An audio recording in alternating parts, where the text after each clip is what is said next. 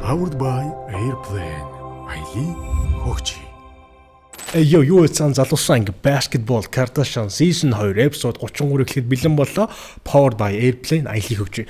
За энэ season-ийн маань сүүлээс 2 дахь дугаар маань эхлэхэд бэлэн болж байгаа. Дараагийн 7 хоногт маань episode 34 маань гараад манай season 2 маань дууссан. За тэгээд энэ season бол бас маш олон сонирхолтой зүйлийг болж өнгөрч байна. Өнөөдөр болох илүү би шуумууд ярих гэж бодож байна. За тэгэхээр бид намын хний хэлцэх сэдв болохоор за Тайваны баясаа дараа жил за магадгүй түүний дараа жил Монголын дээдлэгт дархан United-аас тоглох уу гэдэг асуултыг би тавьж байна. Тэгэхээр яагаад би энэхүү асуултыг тавьж байгаа гэхээр за саяхан Тайван руу дархан United багийн арын албанаас 2 хүн бол очсон. Энэ болохоор багийн одоо менежер болон багийн assistant coach за Азоёр гэдэг одоо бидний сайн мэдих Цэрэн давгийн Азоёр ах маань болохоор очсон байна лээ. Тэгээд очиод болохоор зөвхөн одоо тий Тайваны баясад ямар нэг амралтаар биш ч юм уу яг Тайваны баясаатай уулзах гэж яг митинг хийх гэж яг бизнесийн уулзалт хийх гэж тий очсон юм байна лээ. Тэгээд иймэрхүү стори явж байсан л да ингээд энэ бол ягаад ч одоо юу гэмдэ зөвхөн ингээ ханг авт ч юм уу эсвэл одоо ингээ аяллаар бол явж байгаа шиг юм албаны ёсны уулзалт гэдэг одоо байдлаар би бас сонсон шүү. Тэгэхээр өөрөөсөө тий одоо багаасаа төсөв одоо мөнгөө батлаад ингээ цаг заваа зориулаад Тайван руу очиод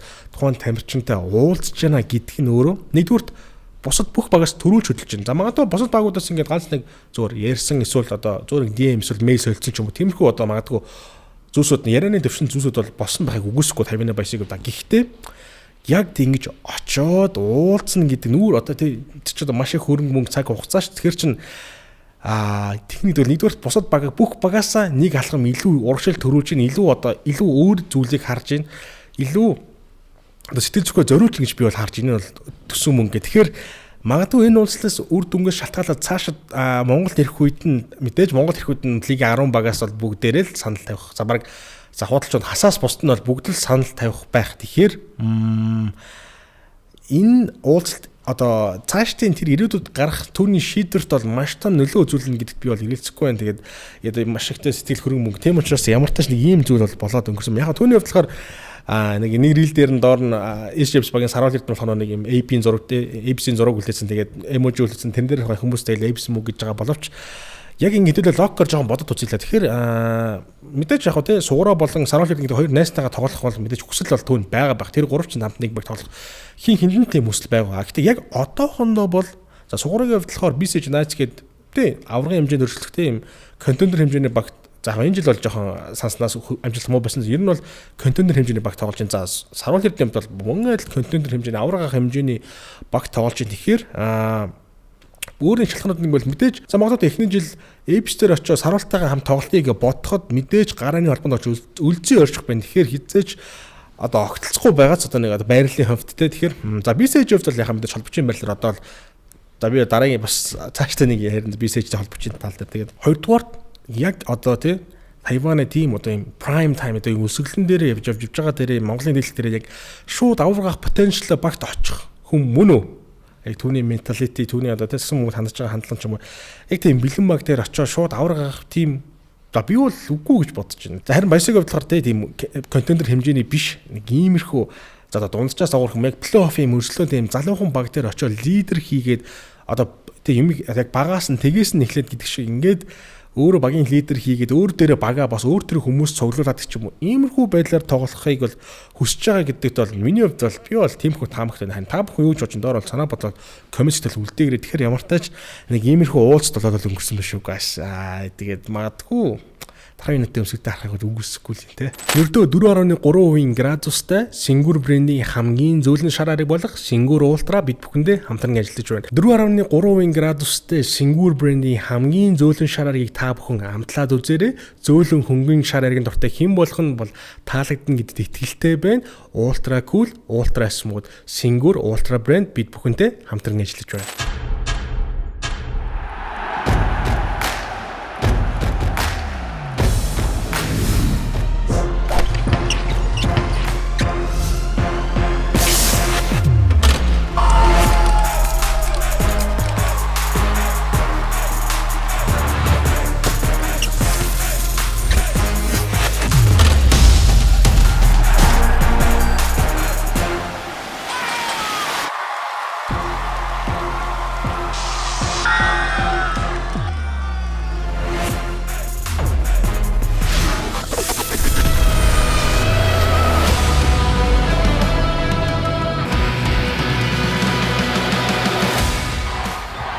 жилийн турш Монголын сагсан бөмбөгийн хөгжлийг хамтдаа бүтээсэн Сэнгүр брэнд 18 years of emotions. За бид дараагийн сэдв болохоор Omni Эрдэнэт Miners багтай холбогдож байна. За тэгэхээр өсгөөний хувьд ер нь за Falcons-оос явчуу да. Ер нь бол Omni Эрдэнэт Miners багтай нийтчүү дээ гэсэн нэг иймэрхүү шууд мэдээлэл яваад эхлэв. Тэгэхээр та бүхэн санаж байгаа жилийн өмнө би бас яг өдөөд ярьжсэндээ за драфт ихний 3 бол за тэгнээс гарч байгаа. За тэгээ бла бла одоо дараа жил ингээд тоглоо тэгээд буцаад одоо багштайгаа тоглоно гэдэг ч юм уу иймэрхүү зүйлсийг би ярьжсэн бол тэг ямар тач өсгөөгийн хувьд болохоор багш дээр очиж байгаа юм шиг үлээ. Баярцогт коуч дээр Omni Эрдэнэт Miners баг дээр тэгээд магадгүй Falcons баг нь өсгөөг ингэж явуулж байгаа нь бол надад яг нэг бишрэлт метал баг нэг их хойсгалын нэг явуулдаг штэ одоо явуулах гэхүү тэрийг одоо даалцсан гэхүү те яг тийм шийдвэр шиг нүд рүү хуруугаа ажиг шиг болсон юм шиг санагдаад байгаа. Тэгээд хангалттай гэрээ одоо дүн дээрээ тохиролцож чадаагүй ямар ч нэг тийм одоо яг макс хэмжээний гэрээ бол өсгөөд болохоор нэг Шилэн Боднос, SG Abs, BCH Knights за тэгээд Omni Эрдэнэт Miners гэдэг гих мэт багуудаас бол санал бол ирсэн байлаа. Макс гэрээ санал шүү. Тэгээд зөвхөн хас дархан хоёроос бол өсгөө санал ирээгүй. Бусад лигийн 8 багс бол санал ирсэн. 4 багс бол Макс гэсэн гэдэг иймэрхүү мэдээлэл бол байна. Тэгэхээр түүний хувьд бол ямар ч тач нэгт бол багшаага мэдээ сонгож байгаа байх. Хоёр тэгээд Эрдэнэт Miners багийг бас сонгож чинь түүний бас магадгүй байрал дээр нь давцах ч юм уу те минутын хувьд бас илүү өөрт нь боломж олдох учраас алуулгын хувьд тэгээд мэдээж мөнгө чуулаа гэхдээ минут бас маш чухал учраас тэгээд би бол тэр талаараа илүү бас те багш дээрээ очиод тэгээд Omni Эрдэнэт Miners баг дээр нэгдчүүдээ гэдэг юм шүү. Тэгээд удахгүй магадгүй тэгээд Omni Эрдэнэт Miners багаас бол зарлах байлгүй дээ. Миний бодлоор бол аль хэдийн бол нэгдцэн гэсэн тийм шуумыг сонссон да. За мөн Falcons-ийн хувьд болохоор за Huawei-ийн хувьд болохоор ямар ч тач одоо витамин лигт тоглох гээд бол явцсан байгаа. Тэгээд бас нэлийн жоохон дунджаас доогуур ч юм уу тиймэрхүү үн санал болгосон гэж би сонссон Falcons баг. Тэгэхээр хэрэв Falcons баг тухайн хоёр тоглогчийг алдвал дараагийн үйлрэл яг мэдээж та бүхэн харж манай лиг маань өөрөө 10 багтай за нэг багт ойролцоогоор нэг 10-аас 12 монголч за нэг 120 монгол тоглогч гэж бодоход тэрнээс за нэг 15-аас 20 одоо топ хэмжээний тоглогч гэж бодоход ерөөхдөө бас яг Монголд болохоор юм топ төвчний тоглогчийн зах зээл одоохондоо нэг 10-аас 20 тоглогчтой эргэлдэж байгаа байхгүй юу. Ерөөхдөө маш бага зах зээл маш бага тоглогч тэгэхээр энэ баг хоорондын алдсан бол нэлээд ширүүн болох нь бол тодорхой. Энэ зүүн ялангуяа маш том шилж хөлдгөн болох нь бол тодорхой. Тэгээд магадгүй Батхойгийн шийдвэр багтаа үлдэхгүй эсвэл хаашаа явах уу гэдэг одоогийн байдлаар бол тодорхойгүй. Тэгээд хэдүүлээ ямар тач эрх хүлээлт түүнийг өөр багийн өсвөлөөр харахыг бол үгүйсэхгүй л болж байгаа шүү.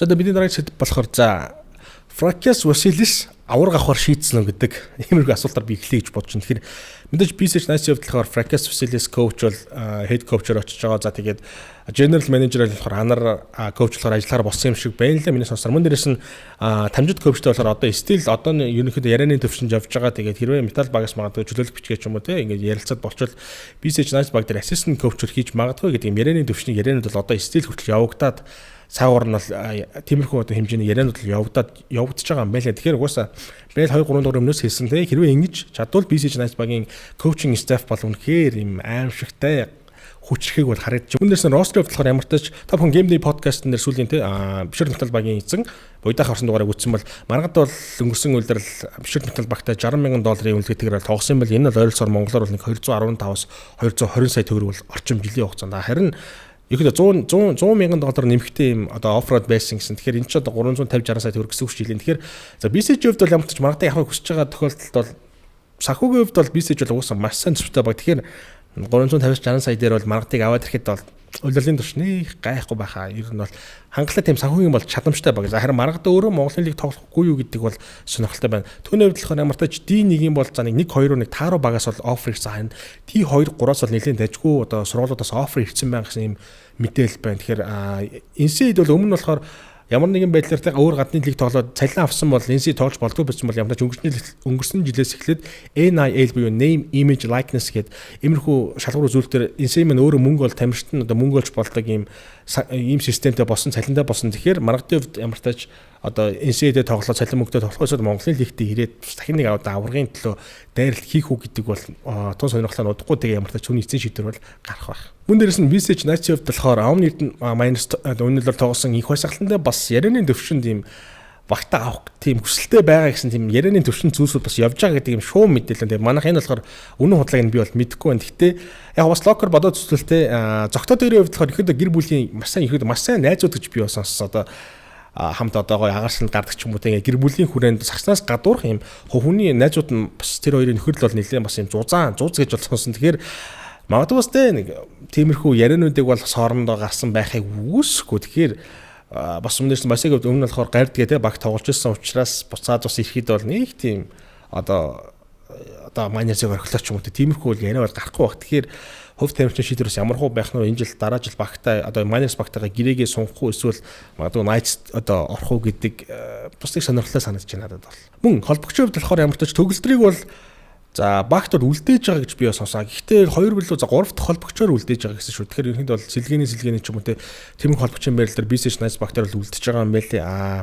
Тэнгуут за одоо ингээд сэлгээний Монгол тоглолт одоо холбогчоор хиннийг авах вэ гэдэг дээр угаасаа ойлгомжтой 2 опшн л байна. Энэ болохоор нэг бол жижиг гавн, нэг бол Boltco гавн гэдэг биений таамаг байна.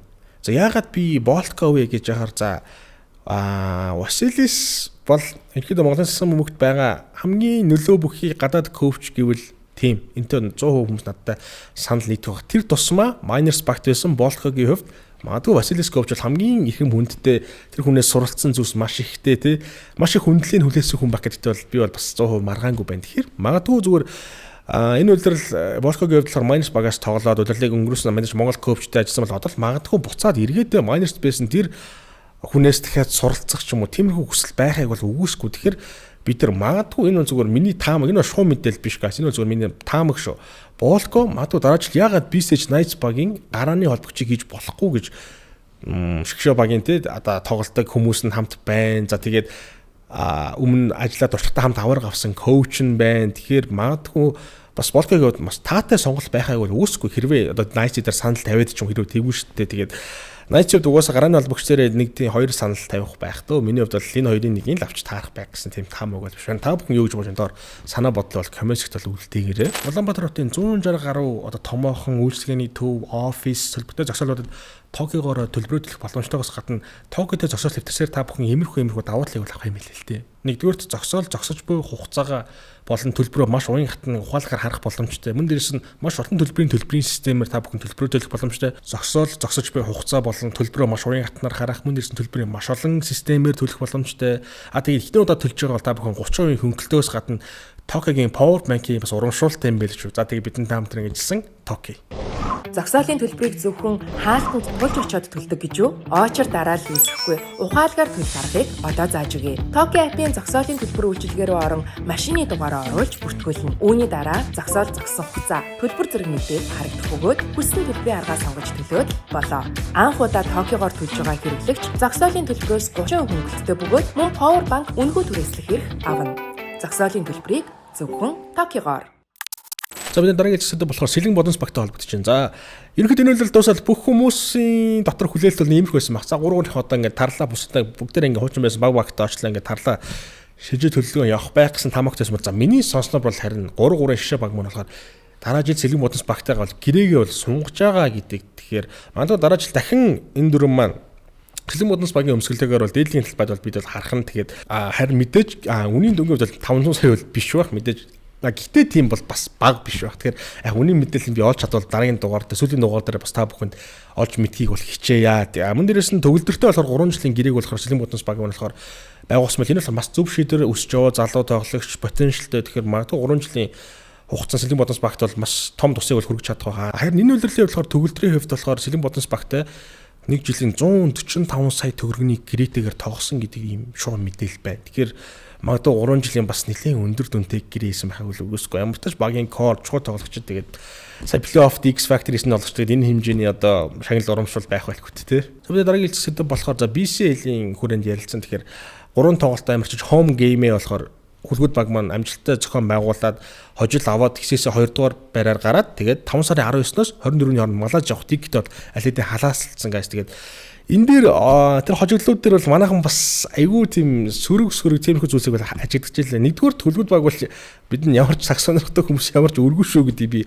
хэлхийн зүйтэй байхад одоо хожигдно аль хэдийн тэд нар хийсэн хангалттай хийсэн хүмүүс учраас би бол яг Хүлгүүд багийн хувьд нэг PC-л дээр нэг тоглолтод хожигдлоо, нэг өнөөгөр хожигдлоо гэдэг нэг тийм одоо өртөө юм шиг тэгж бас хүмүүс хүлээж авах нь жоохон өрөөсгөл гэж би бол хаарсан. Тэгээд ямар ч уусаа тэд аль хэдийн 2-оор гараад малаж явах тикет бол угаасаа халаасалцсан. Тэгээд харин Stedman Lever гэдэг тоглогч нар бол дараа жил за лигийн ер нь бараг бүх баг санал тавих байх гэдэг би бол За бараг 100% бол итгэлтэй байна. Тэгэхээр түүний үзүүлж байгаа efficiency бол ялцчгүй за милерээс бол за илүү гिचгээд бол нэг бурд байгаа. Милерийг бол би үүсгээгүй. Гэхдээ хөлгүүд баг магадгүй дараа жил Чиманга statement эсвэл тоолборт Лемон гэсэн хослыг бас харахыг үүсэхгүй. Яг бол маш атлет өндөртэй шийдэлт сайтай. Тэгээд би юу сайтай учраас ялцчгүй Монголын сагсанд бол бас нэлээд сайн тохирохоор санагдсан даа. Тэр нь дийлэхгүй санагдсан.